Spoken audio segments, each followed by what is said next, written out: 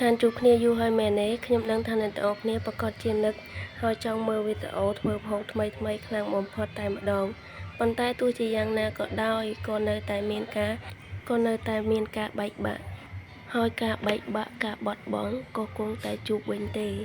នៅពេលដែលមនុស្សម្នាក់ទៀតចង់ត្រឡប់មកវិញសួស្តីទៅកាន់អ្នកទាំងអស់គ្នាយើងបានបែកគ្នាយូរហើយមែនទេមកនិយាយកំណាព្យខ្លួនឃ្លាអីណាតោះឥឡូវយើងមកធ្វើម្ហូបយើងវិញម្ដងហើយទាំងអស់នេះគឺជាគ្រឿងផ្សំគឺថ្ងៃហ្នឹងខ្ញុំមកធ្វើក្រាបប្រហុកសាច់ជ្រូក3ជាន់អីចឹងដោយសារតែមានអំលក់ខ្ចីហើយគ្រឿងផ្សំរបស់យើងដូចនៅក្នុងវីដេអូហ្នឹងចឹងគឺមានអំលក់ខ្ចីហើយសាច់ជ្រូក3ជាន់ប្រហុកស្ករសប៊ីចេងនិងមើមខ្ទឹម3មើមឥឡូវខ្ញុំក៏ធ្វើការដំមើមខ្ទឹមយើងហើយកញ្ច្រាំវាឲ្យល្អិតសិនថាខ្ញុំមិនដាក់អំបិលទេដោយសារតែប្រហុករបស់យើងគឺមានជាតិប្រៃហើយ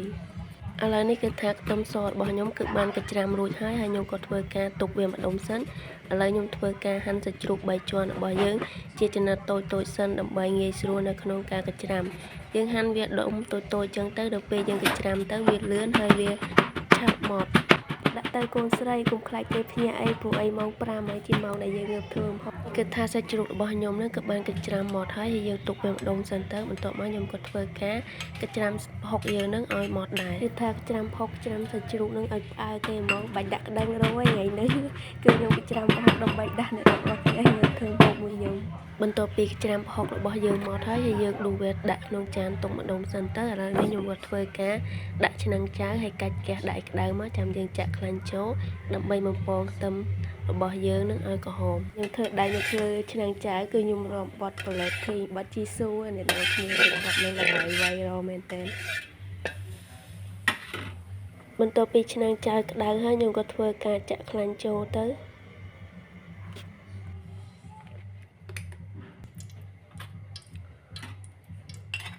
ដាក់ខ្ទឹមសដែលយើងបានកញ្ច្រាំមិញដាក់ចូលទៅដើម្បីបំពងវាឲ្យក្រហម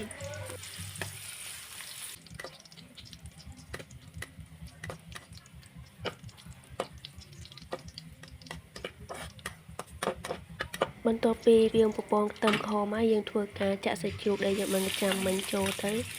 ហើយថ្ងៃនេះគឺខ្ញុំអត់មានម្លូអីច្រើនទេមានតែត្រប់ហើយនឹងទឹកសក់ហើយផ្លូវកែបហើយស្ដៅយើងគឺថាជ្រលក់ជាមួយប្រហុកកាក់ជាមួយនឹងសាច់ជ្រូក3ជាន់គឺចូលជាតិគ្នាល្អមែនតើត្រូវតែ10លើ10តែម្ដងបន្ទាប់មកទៀតនេះខ្ញុំក៏ធ្វើការដាក់ប្រហុកដែលយើងបានកញ្ច្រាំមិញចូលទៅហើយកូរវាឲ្យឈ្ងុយមក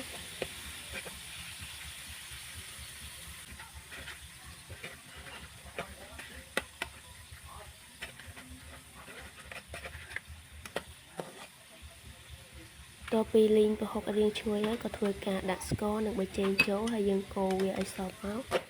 ដើម្បីឲ្យគ្រឿងនឹងសព្វចូលជាមួយសាច់ទៅវាធ្វើឲ្យសាច់របស់យើងកាន់តែមានរសជាតិឆ្ងាញ់បន្ទាប់ពីខ្ញុំបានកូរគ្រឿងចូលគ្នាអស់ហើយក៏បន្ថែមទឹកសបន្តិចបន្ទាប់មកយើងក៏ធ្វើការដិតរហូតទាល់តែទឹកនឹងពុះទាល់តែសាច់ជ្រូករបស់យើងបានឆ្អិនល្អគឺថាបានឆ្អិនហើយយើងក៏ធ្វើការបលូតហ្គាសហើយចាក់ស្លឹកខ្ទឹមចូលទៅហើយយើងកូរវាឲ្យសព្វទៅគឺប៉ុណ្ណឹងគឺរួចរាល់ហើយវីដេអូរបស់ខ្ញុំបានឈានមកទីបញ្ចប់ហើយវីដេអូរបស់ខ្ញុំធ្វើ